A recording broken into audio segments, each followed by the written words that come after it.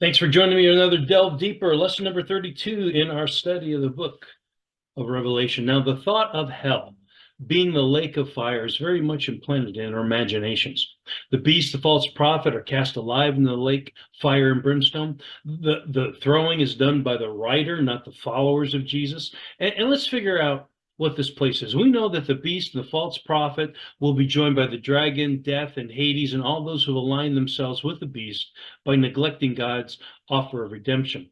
But now in the New Testament, Hades is the intermediate state between death and resurrection, sometimes referred to as the grave. In the Old Testament, Sheol is the name given.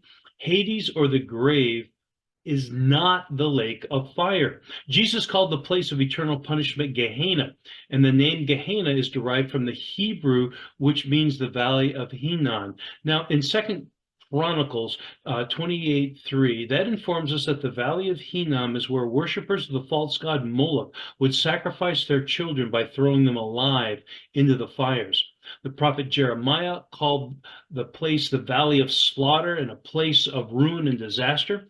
Easton Bible Dictionary reads that later in history, Gehenna became a garbage dump where the bodies of dead animals and criminals and all kinds of filth were cast and consumed by the fires that were kept always burning.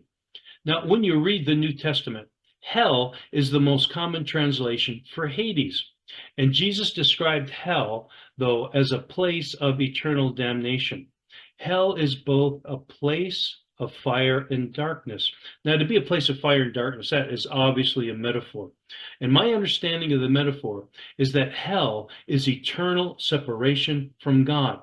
In my musings, I've suggested that God gives people who reject his overtures of love eternal solitary confinement, reject to see the truth of what they rejected, the life in the kingdom of God, and then they are shut out. Hades and the grave, Sheol, are the holding tank of the God rejectors. And as we're going to read in Revelation, there will be a resurrection and a final accounting.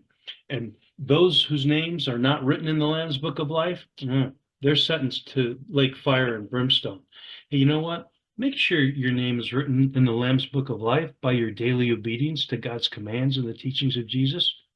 Sounds like a good idea. Take the advice.